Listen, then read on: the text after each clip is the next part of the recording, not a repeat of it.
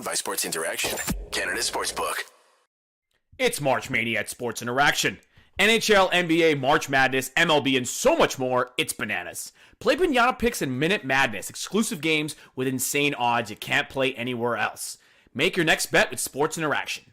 Download the app in Ontario, use the QR code you see at the bottom of the screen, or head to sportsinteraction.com/STPN to get started. 19 plus, please play responsibly.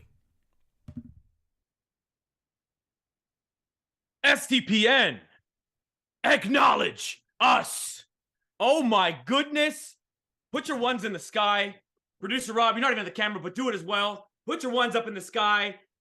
And welcome to Game Over Wrestlemania with an absolute swerve off the highway of an ending. I'm Fouad Suleiman, and I'm here with some special guests. I got Avry, Lewis-MacDougall from Game Over Edmonton on the SDPN, and I have Arune Singh live from Los Angeles. And like the event live from Los Angeles, guys, how are you doing? What did you think? I'll jump in. Honestly, I am so happy with the ending, and I'm going to start my first name drop. Cody Rhodes is a good friend, and I want him to win. He's going to win the title. But I'm going to put it in two ways for you nerds out there. Goku needed Krillin to die before he could go Super Saiyan. Krillin just died. In X-Men terms, Angel had to get his wings ripped off to become Archangel. This is it. It's going to be even better. Yeah, and it was a shock. Because the way they built it up, normally, and the reason why I'm happy with it is normally when they build it up like this, it's like a foregone conclusion. Cody Rhodes would win it. When he got pinned, my face. You guys saw it. I was that was my face when it happened. I was genuinely shocked. It's hard to be genuinely shocked by wrestling, but they got me there. Avry, what did you think?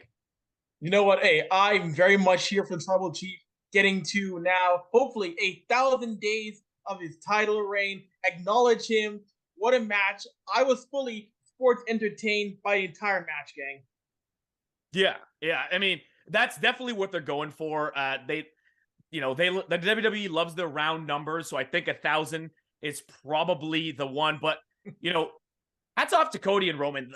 As far as a WrestleMania main event, you can't really do any better, I think, because those are two guys at the peak of their powers, in their absolute physical and entertaining primes, duking it out and just putting on an absolute classic. I mean, there was a lot of schmoz, a lot of interference. A lot of people aren't happy with the result or the way it went, but I think it was just pure. It was sports entertainment as its finest. Can I tell you what I love? Avery, you gotta, no joke, smack me down, no pun intended if I talk too much. I am loquacious. I cut promos like Cody. It's just, I use a few too many words. But, let me say this. What I love about that, it is all storyline based. The Usos, Kevin, and Sami, it wasn't just good guys running. Cody, the meme, the crowd pop on the back of SmackDown.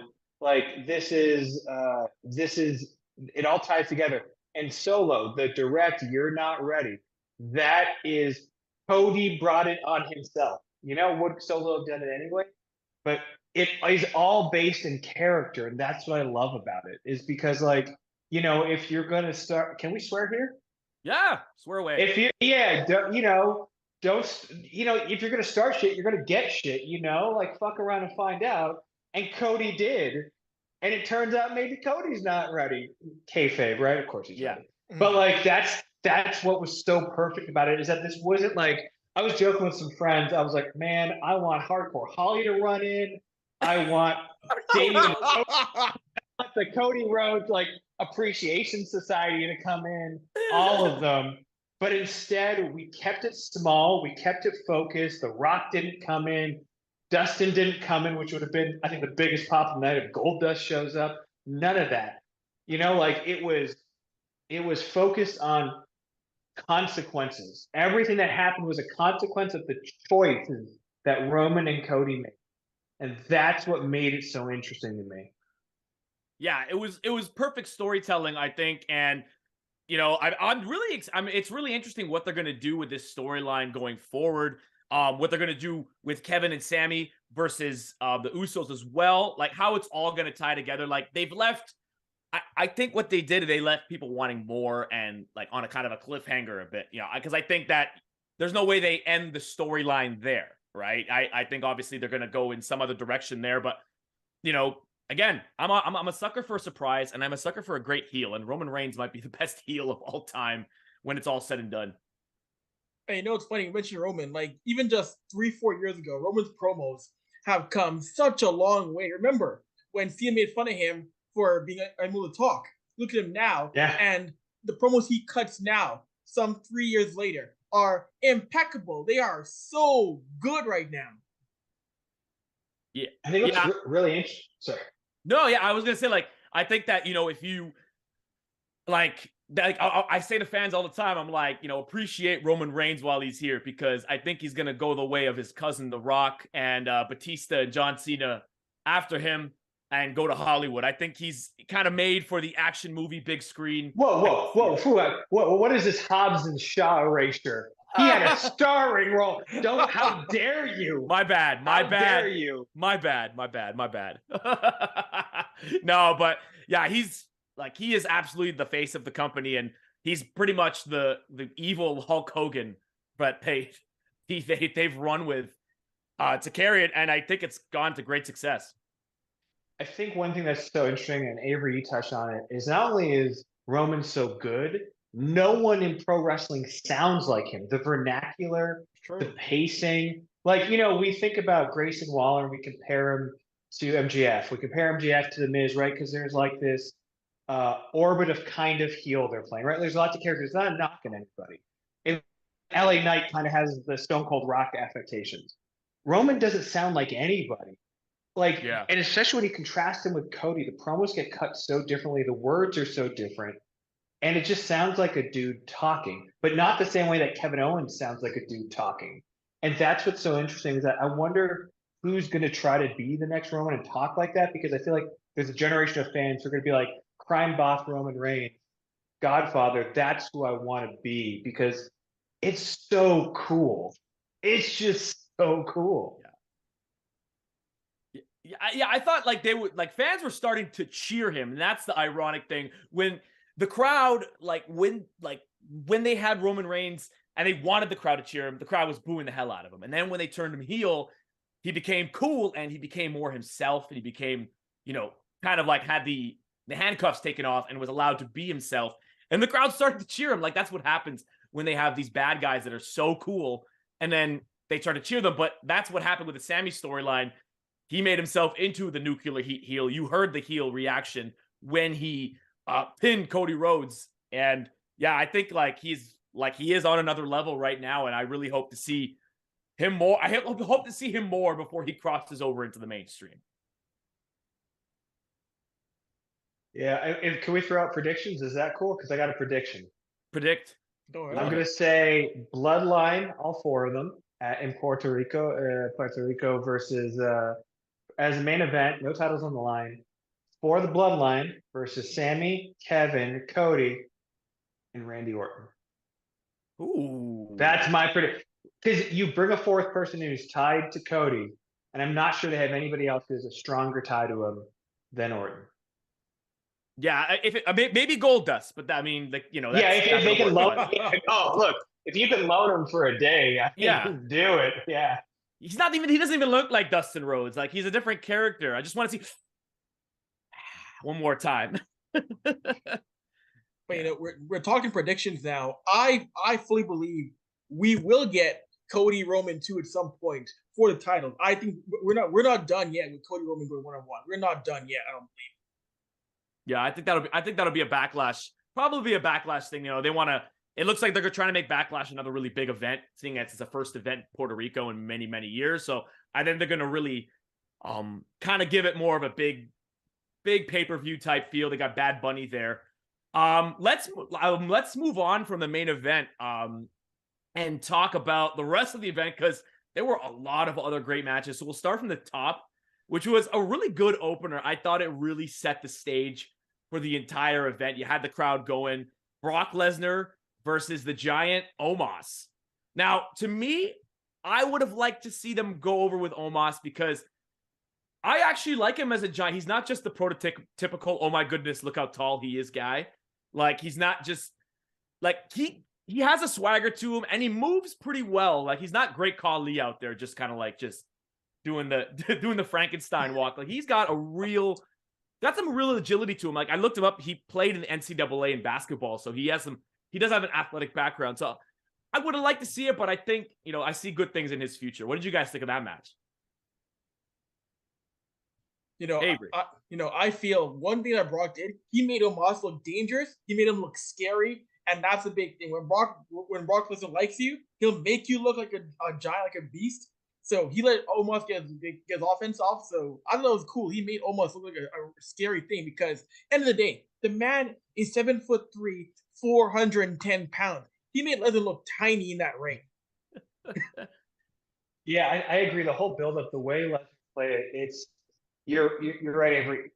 Lesnar is very giving, I think, as an opponent. Like, he will make you look like $1 million, and his facials are so good. I still remember when Keith Lee came out and his reaction to him in the Rumble. You're just like, he'll put you over in all the ways that count and that are more than victory. Like, my short version is, it was a Brock Lesnar match, and Omos came out looking more awesome than he was before.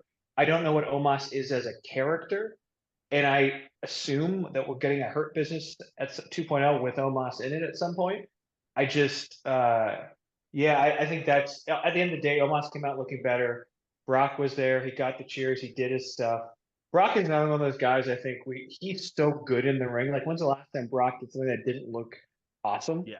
Like, he doesn't box, and he only makes things look awesome. And so we should also appreciate Brock Lesnar while we have him, because he's a cheat code for making you give a crap. You have to see what he does. Yeah, and the fact though that he opened the show kind of speaks to the depth that we have this year in just pure wrestling talent. Like, normally Brock Lesnar is like a plug and play into the main event. Like, that's what they would have done the last couple of years. They're like, we are paying you millions of dollars to leave your farm in Saskatchewan to come to our event. You must be in the main event. But they had him opening the show. To your point about Omos having a character, I'd really like to see them lean into like more of the Hurt Business, kind of like as their like super enforcer. Because like the giant thing can only last so long. You have to have a personality like the Big Show did or Kane did. Like people kind of get sick of you like seeing like, oh, look how tall he is. After like a year, it kind of wears off, right? So, but I liked it. I think it was a good spectacle match. Kind of brought you back to the 1980s there. Yeah, agreed. That was and look, Omos is I want to say Omos looks really good in the suit, and I like fashion plate, couture Omos. Like, that is a thing I'm super into, and I don't know what it is. I hope that's part of what he does moving forward, though. Yeah, Avery. Could you imagine like where do you get these suits? The man is so huge. They have to like custom make them. Like, he is 7'3", and like if they're tailored, like you're talking about a super villain right there. Right? I mean, you have to get a custom. You can't walk into any store and be 7'3" and just get a suit off the rack. That's impossible. Just walks out of Moores downtown Toronto. Just shout out to Tip Top Tailors, Markville Mall. 2 years of my life. Hey. But I want to just say that, we did not have suits for people like that in there. We did not have enough fabric for people like that in there. And I just, and look, Avery, as the most dapper person on this call, look at that hat. I mean, you got Omos swag right now, man. That's all I got to say. Thank you, Arune. Appreciate that. Yeah. Next match we had was the showcase match. Now, there's a lot of talent in these showcase matches, like even the one before, and like a lot of great competitors there. But I think these matches are more like, they're really hard to judge because it looks like they're just throwing everybody together just to kind of justify trying to justify their paycheck on there. But, Ronda and Shayna coming out looking strong was really good too. Cause like they're legit badass tough women that like could legit like kill anybody, man, woman, child, anybody that comes at them in serious competition. So I'd like to see WWE push them more because the fans also genuinely dislike them and you want to lean into that villainy. What did you guys think of that showcase? I'll jump in and say I remember there was a Shayna Baszler promo in NXT when she was feuding with Kairi Sane. Yeah. And Shayna goes off. She goes, she's crazy. She thinks she's a pirate. And it was one of those awesome moments where like she stayed in kayfabe, but also like recognized how kind of ridiculous it was without diminishing the gimmick, but also be like, he thinks she's a pirate. What is She's going breaking on the here? fourth Like, wall. no, it's like the Kevin Owens, like I watch wrestling, I know what's going on, so I'm going to comment the continuity part of it that we love about Owens. And like there was like an understated like leather jacket, black boots, black jeans. I keep using the word swagger. It's reductive, I know, but like a basic that Shayna had that I've never felt on the main roster. And my honest opinion is, everybody in this match was really exciting to me, including Natalia and Shotzi, which I didn't think I'd like that much. But Shayna and Ronda just them winning makes sense to face the tag champions we have now felt like the least interesting part of the match. Like everybody else was showing out and they showed up. And that was like, and that's the difference to me. It was just they almost having them there prevented the match from hitting another gear because everybody else was doing really awesome stuff. Like Athletic stuff. personally, Raquel and Liv, like the way they work together, like give them the belts. I don't know, Avery, if you disagree. No, I think those two, in terms of like just two faces, I think they'll be the next ones to really get a push in terms of baby faces. But the whole thing with Shayna and Ronda, like they should be the next super villains because you see the heat they get no matter if a pay-per-view, a Raw or a SmackDown, they have that next level heat magnet. So I want to see those two as the next super heels really in the upcoming storyline. Yeah, and I mean with what we're reporting, like the biggest story of WrestleMania, like wasn't even in the ring. Apparently, the parent company of the UFC is going to be purchasing WWE for a cool 9-something billion. It's been reported all over. Unbelievable numbers.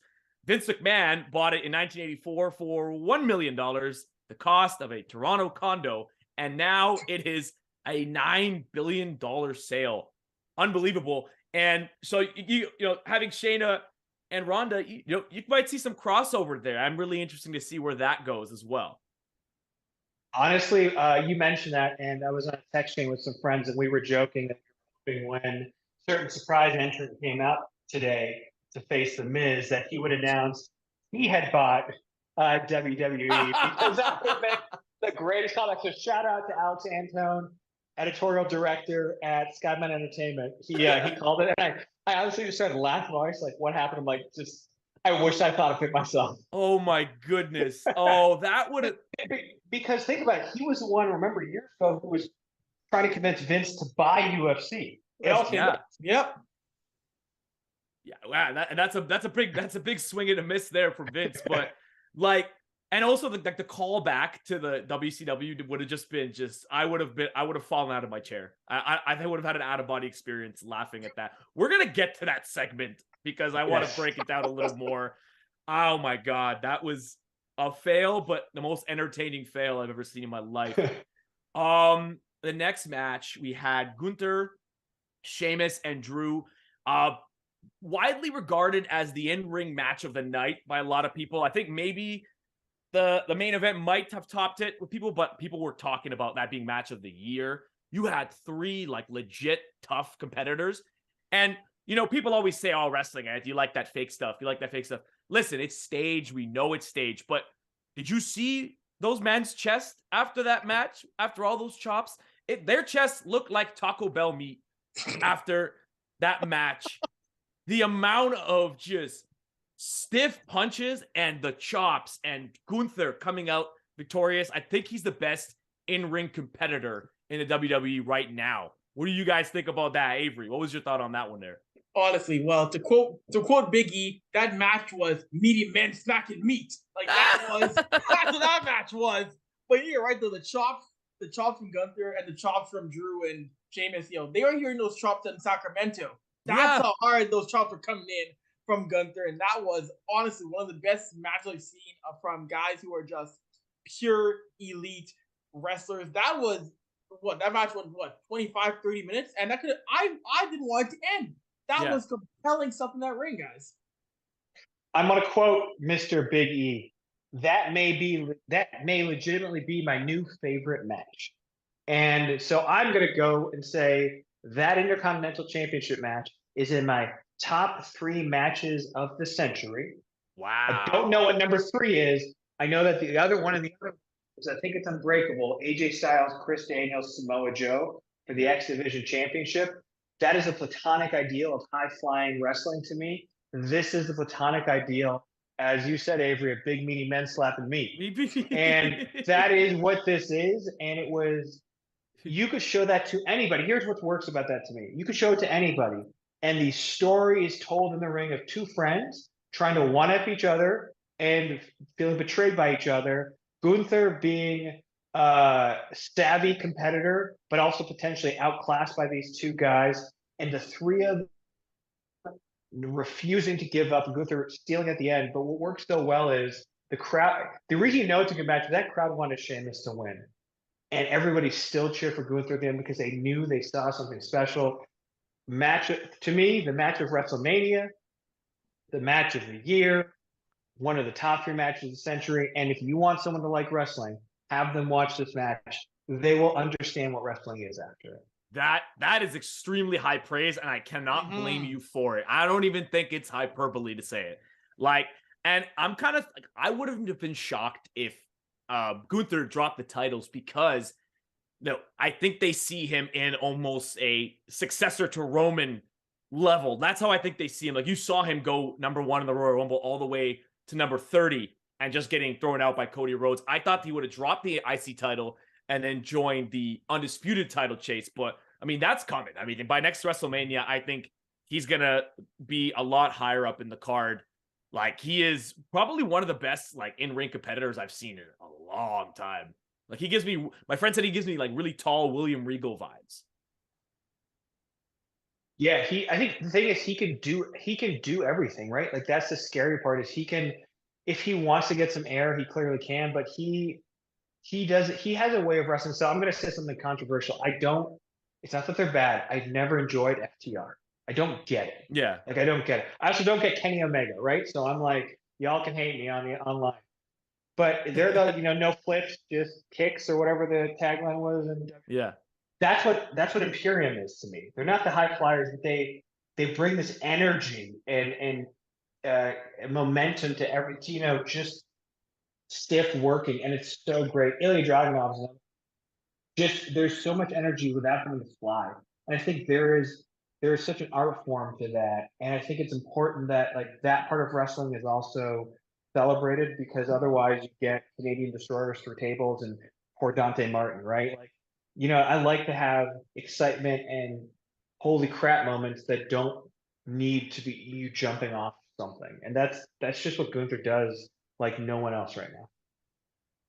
Yeah, absolutely. Like, I mean, yeah, because I think if you keep that's something that wrestlers have talked about for years, like going back to like Mick Foley and Jeff Hardy, like jumping, like topping the next big stunt. So it's like, and we've seen this in all documentaries. It's like, well, how far can you go? You're going to jump off 20 feet. Next time it's going to be 30 feet. Next time it's going to be off the top of the building. Like, eventually it's a road to nowhere. It's a road to, like, ruin, maybe in the life of one of these one of these wrestlers that, already put their lives in the line doing the stuff they do.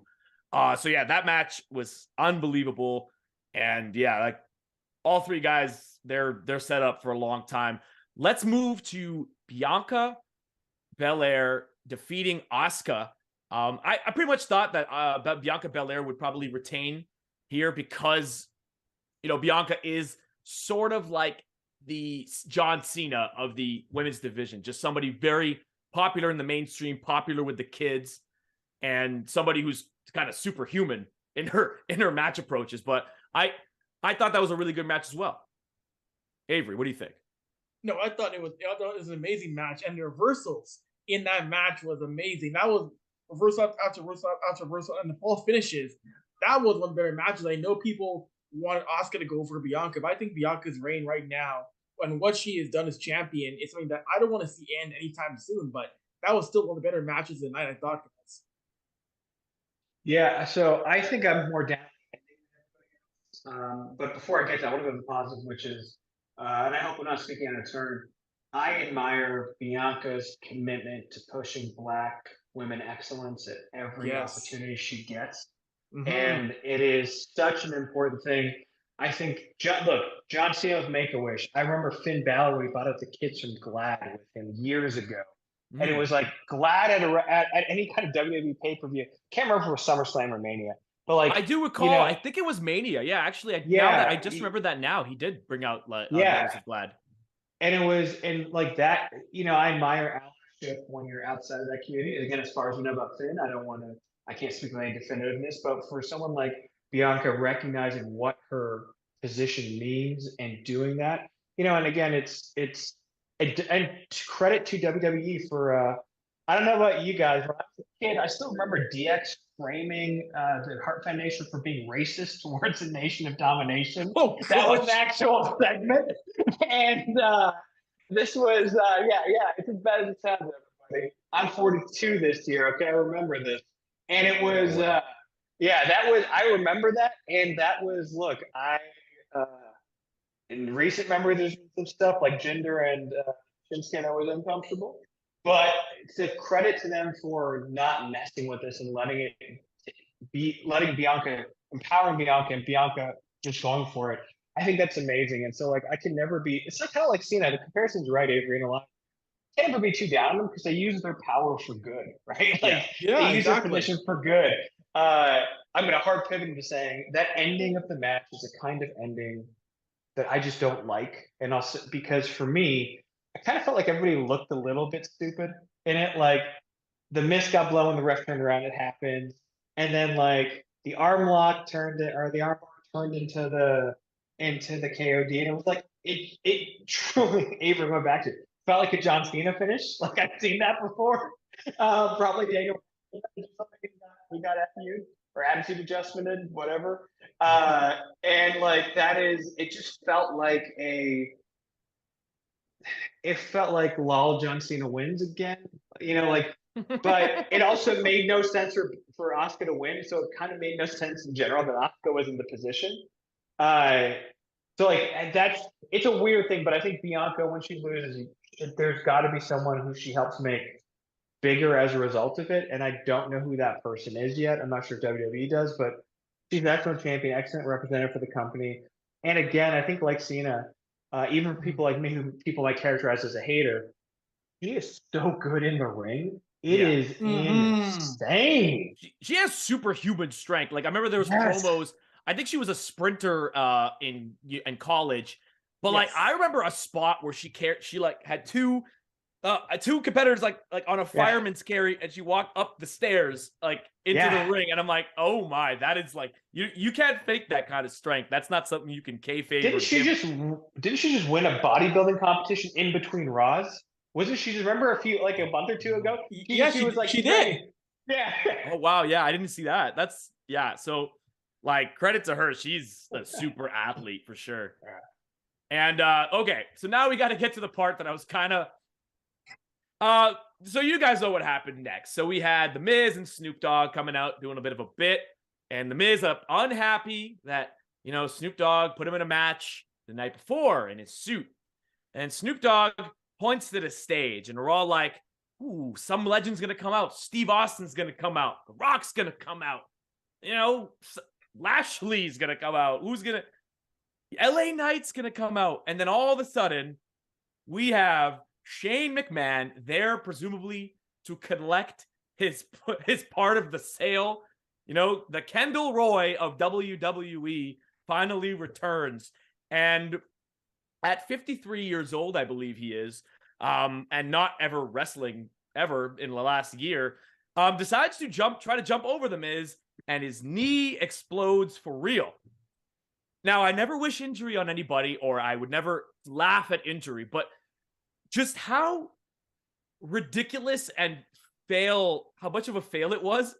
You had to kind of like chuckle at the absurdity of it. And credit to Snoop Dogg. That guy is an absolute entertainer's entertainer. I want to be like Snoop Dogg when I grow up. He can do absolutely anything. Improv, did the people's elbow on The Miz and pinned him 1, 2, 3. That segment's gotta go down as an all-timer in WWE history. What do you guys think? Yeah, when I saw Shane do the leap over a Miz, And then him go down. He was oh, that's interesting. And then it clicks in my head. Oh wait, he's actually hurt. He might just blow his knee out. Oh, and yeah. I was thinking to myself like, oh boy, how did he get out of this here? And credit to Snoop for on the fly thinking, what can we do? Let me just punch Miz one time, quick improv match. That's to get out of here. Like, well done, Snoop. Well done figuring how to get out of that. Yeah, I want to say he should have eaten a Snickers.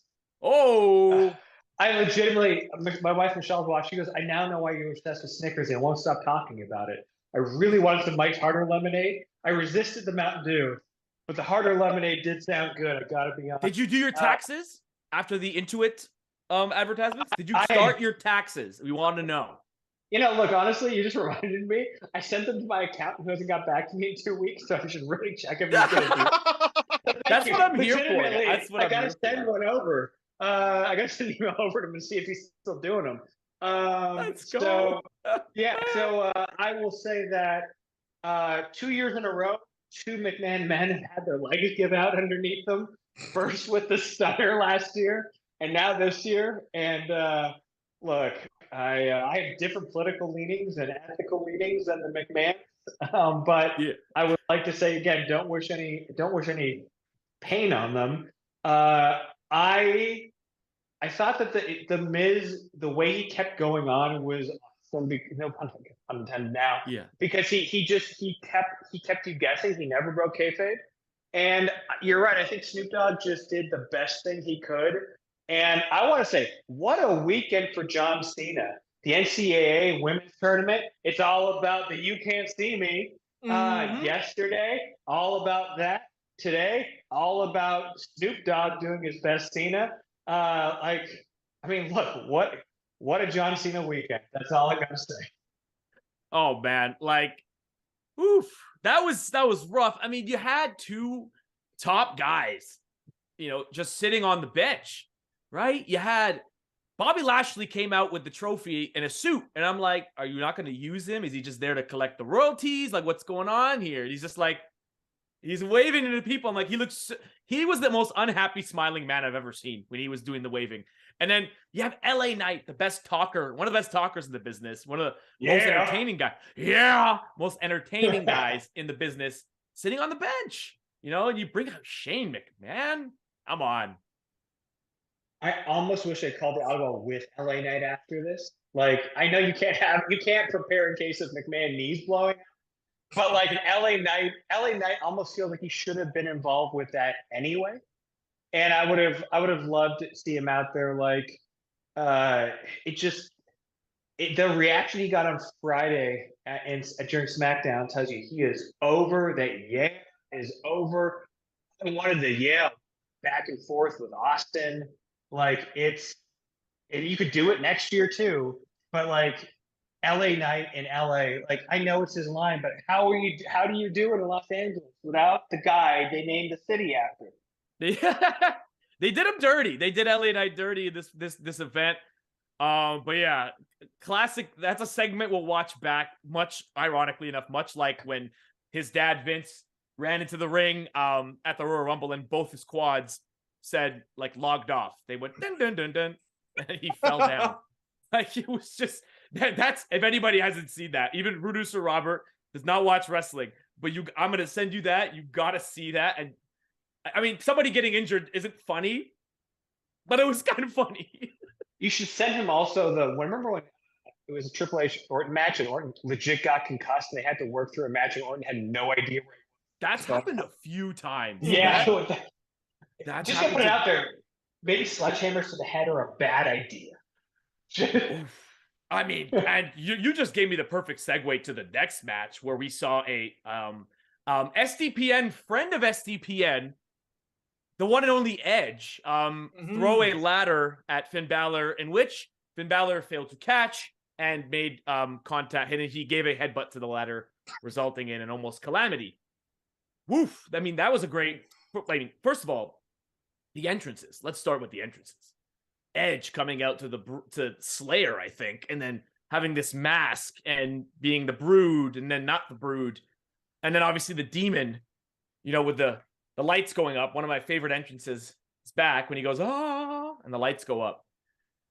And they brought back the OG Hell in a Cell, you know, not the red one, so I don't have to stare at a red box in the screen and just have my retinas be angry at me for the whole time. So what did you guys think of that match? I mean, it looked like it was over in a flash with that ladder spot. You know, it was a fun matchup, but seeing Finn take the ladder straight to the face, like, oh. But one thing I thought was kind of silly was some people were saying online, oh, the match should have continued. Did you see that gash on his neck? Like, no. Was it his neck? It was like his neck, shoulder area, like his shoulder, neck area. Was that it? Yeah, it was like. I just saw blood all over the ring. I'm like, that's why. Yeah, that's why. It was like upper shoulder, back of his neck was just a giant gash. People were saying, no, just let him wrestle. Like, you want this man to bleed out. Like, no.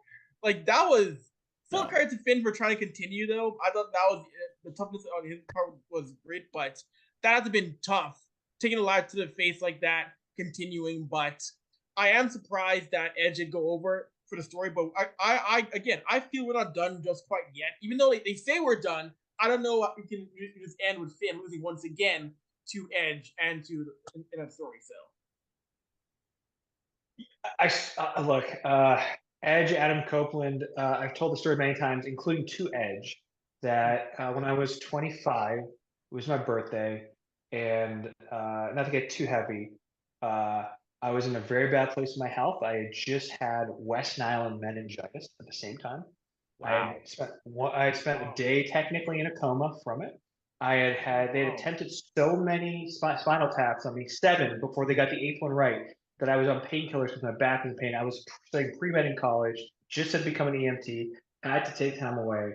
There were complications. I was in a very dark place, and it was rated RKO that helped me get through this. If anybody doesn't know rated RKO, wow. And Elite Team, yes. Edge, yes.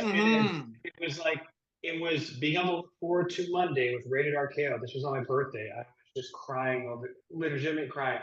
And I sat down and watched them do when they dressed up as DX. I remember the episode, and I was like, yeah, if I do what I'm thinking about doing, then I won't be here to see the rest of this. And I've talked to Edge about this, and I want to say, as big a fan as I can be of that man, huge impact on my life. I guess at this point, saying, if you were having those thoughts, go talk to someone about to get help. But it is, and I think he's had an incredible comeback story. But please, God, I do not need to see Edge and the Judgment Day interact ever again, unless he's joining them for some reason, because I am so over it. It's been long. It's been long. It's been very long. And like, I give them credit for like that promo. The video was awesome. It made it seem really cool. Good old Russell Crowe jumping in there for product placement. Take that money, get that bag, WWE. At least it were zombies coming to the ring. You know, I kind of dug that. It is what I would say is, 1, Toronto Raptors colors on Finn's face. Is all I can Let's go. 2, I love the Demon, and between this and the Roman match, I don't want to see the Demon again unless he's the unstoppable force that he used to be. And 3, I admire Finn's commitment to making demon noises the whole match. Did anybody else clap? Yeah, I heard that. Yeah, I was like, I'm like, you know what, dude? You came to the ring, and if you were not the athlete you were, all the black paint on your face and the braids might give me some pause about what was going on here, but you're an ally, you're a real one from everything I've heard. And he really he makes that thing work. But I do think it's one of those gimmicks that when you take it out of NXT and the short ramp and all the darkness, it loses a bit, right? Like there was too much light when he came out. Like it was because part of the power was in his music was when he'd go down and the light goes on and he, raised his hands. And it was so dramatic because it wasn't dark enough. I felt like it just looks a little bit silly. But again, if the dude's incredible, he's on my Mount Rushmore of all-time favorite wrestlers. So go Finn, you're the best. I hope he's okay most of all at the end of it. Yeah, definitely. I mean, again, that's one of those things where we watch We watch wrestling, and I always try to remind people, I'm like, yeah, it's it's scripted. We get it. It's scripted. Yeah, we know. But like in a movie, you got stuntmen doing things, but like these guys are like real people taking real hits oftentimes, and things can go wrong. So we hope that he's all right, especially if it's head to the head, hopefully not a concussion or something like that. But and to your point about Edge, I totally agree with you there, because I think this might have been Edge's last WrestleMania, actually, from what he told us, what he told the crowd and what he had mentioned to us in the interview. He said, that his contract is up and he might want to end it off this coming year, when they come back to Toronto. So I'd like to see one more final hurrah with another character, like something new, something fresh, just to really finish it all off. For Edge on what is one of the greatest careers of all time.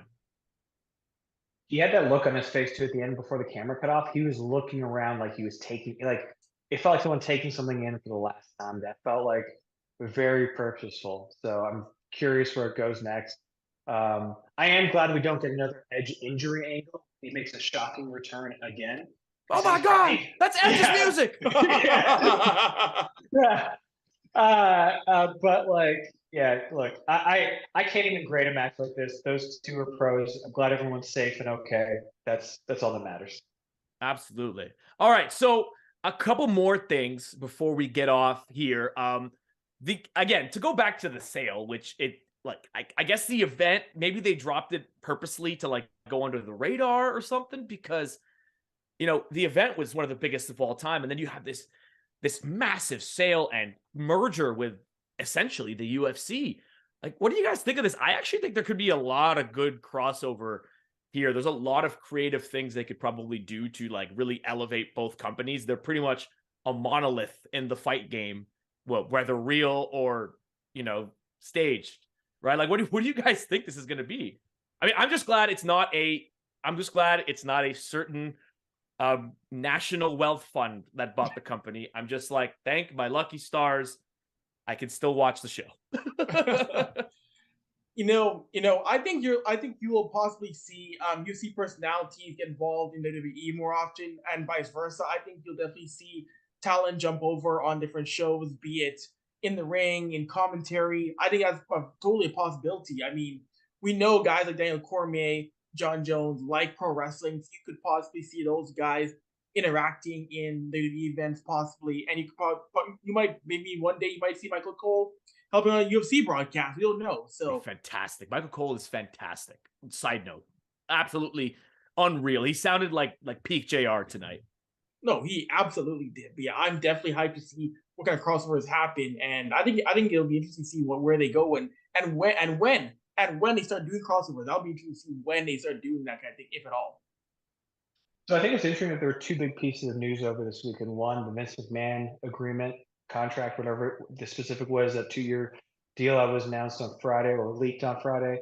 And then this UFC news today. My only caution ever is we were convinced WWE had been sold to a certain group of people, which I believe, as all BIPOC people here, we're allowed to, we're especially allowed to say like, that's really messed up. I mean, hey, I'm of the same culture too. I'm of the same. I'm Middle Eastern too, so but I can recognize not the best place, not the best fun, not the best money. Just in real life, there's heel to baby faces. They've really committed to the heel gimmick there. And so it's like, were you sad about what Roman did to Sami Zayn at Survivor Series or at Royal Rumble? You're going to be more sad about anyway. I shouldn't joke about it. So I will say that I am not the biggest UFC fan. I'm definitely not a Dana White fan. Nope. And so it is not the worst option. It is not the option. I was actually really hoping it would be NBC Universal. Yeah. And it's I guess I should disclose I was once an employee. I worked at Sci-Fi for about a year and a half. But it's I was hoping NBC Universal would do it simply because there are standards and practices there and societal pressures that will allow, I think, the product to keep progressing as it has. I think this is the best, in my lifetime, the best WWE's ever been. I know people love the Attitude Era, but I think this is the most diverse, inclusive and equitable WWE we've ever seen in our Totally. life. Absolutely. And I want to continue on this path. We don't even have to talk more about who. Like, look how many I was at the NXT show. Look how many BIPOC champions we have between NXT, WWE, and how much we don't need to talk about it anymore. Yeah, it's You not know, a big like- it's not a big deal. No, it It's isn't. it's the standard, and I think it's so cool. And how many their characters aren't based on that, you know? And it's Yes. amazing. It's amazing. And so I would say that I'm not optimistic. I certainly am worried about things like pay-per-view prices, that being a thing again, about charges. Look, knowing tangentially what the UFC has done with raising their prices on pay-per-views, I think the WWE network model, which I would, by the way, pay more for a month to get pay-per-views. Like, I'd pay a bit more. I think the price is elastic. I don't think they've hit the ceiling. You know, like, I think that is part of what has helped wrestling become so big during the pandemic. It was successful economically. I mean, be part of Peacock is a plus, not a minus. I think it's good. I'm generally not going to actively stay up at night worried, but I'm not overly optimistic, I'll say, is where I land. I just think I have visions of UFC versus WWE, you know, like crossovers in some way, and I definitely don't want it. But then I'm worried about things that haven't happened. I will say this event in general, all the Endeavor news, stuff like Shane being there, stuff like the Brock finish. I think the conspiracy theories about is Vince back in charge, kind of like, you could almost like With for his a second want mustache. to believe them. Yeah, Yeah, exactly. damn yeah. mustache. He looked like I he's think- like a villain twirling, and he's like tied somebody up to the railway tracks. He's like, oh yes, yeah. Yeah. It's like, Yeah, and I think like he's gonna have supervillain money again. So like it's in a way so rad. And, like I think it's Jeez. just I think that's I generally have some measure of concern, but I'd also say Triple H, as long as he's in charge of what he's in charge of, the creative's Please. been unrivaled, unparalleled. It's incredible. yeah, I mean, like, I'm hoping after the sale, like, Vince McMahon doesn't venture into like politics, because oh my god, he might win the presidency. But like, I could just see like, you're fired, just telling people. Anyway, that's a nightmare. But yeah, to your point about before we get off here, to your point about it, that's such an underrated thing about them not using, you know, BIPOC characters as a caricature, right? Like they Yeah. used to do. That was like the go-to. Like Sami Zayn, it's not really known on the screen, but he is of Syrian descent, right? He's the Arab, like, and he's like the first like Arab to main event a WrestleMania, and nobody really knows it. Like, the Halua kick means sweet kick in Arabic, and he wore Arabic on his tights, but like the fact that it's not. I didn't know that. I thought it was hell of wow. a kick. Like hell of a like. I so they don't just know. said I think haluva. maybe I'm wrong, but it sounds like it to me. It's called sweet kick, because Helua means sweet. Anyway, No, you're probably no. I Quite love right with like, that. it could be both I of might be them, like- breaking news. I hope we get to Yeah. interview him so we can ask him. But yeah, the fact that they didn't make him some sort of caricature, fantastic. I'm glad with the direction of the company for sure. Okay, so before we go, we've been going for a while. So before we go, I've got to ask you, the Raw after Mania, normally billed as some kind of big event. I want to get your predictions on what big return surprises we might see on the Raw after Mania, presumably at Crypto, right?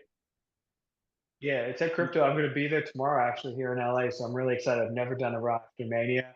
Also, I can't even do it. Braun Breaker shows up. I think he takes the U.S. title tomorrow night. Ooh, yeah, that's a popular one. I've heard that a lot. Mhm. Avery, what do you think? I think we're going to see Monday the debut of Jay White in the WWE. He's someone who's been rumored to go either company, either WWE or AEW. I think we see him on Raw tomorrow night. I'm gonna say, see, I thought originally, and my friend Luca, who was on the show last night, we talked about it. We thought that Cody would have won, Roman would have taken a break, and then Randy Orton would have come back, RKO'd him, and then he'd be back. So I definitely think we're gonna see Randy Orton back in the ring. Glad to hear he's presumably healthy. And I think he might insert himself into that feud somehow. I think they're going to do a Cody-Randy thing. They can't resist that callback. But I'm looking forward to it. I think this event really set it up. And I'm happy with the direction of the business. Listen, for SDPN, thank you guys so much for watching this. This was a harebrained idea I just thought of one night before I went to bed. I sent an email, and they're like, let's do it. And I'm like, okay. So I'm just really excited. I'm really happy that you guys all tuned in. I got some amazing guests to come see it. And yeah, we hope to see more wrestling coming out, and sponsored by Snickers. Not really. They didn't pay us yet, but I'm gonna make some calls. I'm gonna connect with some LinkedIn people. Don't worry. Yeah, guys, thank you so much for tuning in, and we hope to have a lot more wrestling events coming up. For SDPN, my name is Fouad Suleiman. Avry. Yo, it's Avry from Game Over Edmonton. As always, find me on Twitter at AVRY for content, jokes, other great stuff. Arune Singh, hit me up on Twitter at ARUNE. Go to your local Indigo, Barnes & Noble. Buy WWE Then Now Forever Volume 4. 2 stories written by me. One about the modern-day Jinder Mahal, who thanked me for the story, as did the Singh brothers. The second about Ted DiBiase, and IRS, and how Money Incorporated was formed. Go check it out. Available, published by Boom Studios, my former employer. I'm over at Skybound Entertainment right now. I'm with The Walking Dead and Invincible. Go to your local comic shop, buy some cool comics. You want to talk comics, just hit me up online. Hit him up online. All right, everybody. Thank you so much for coming out, and once again, acknowledge us.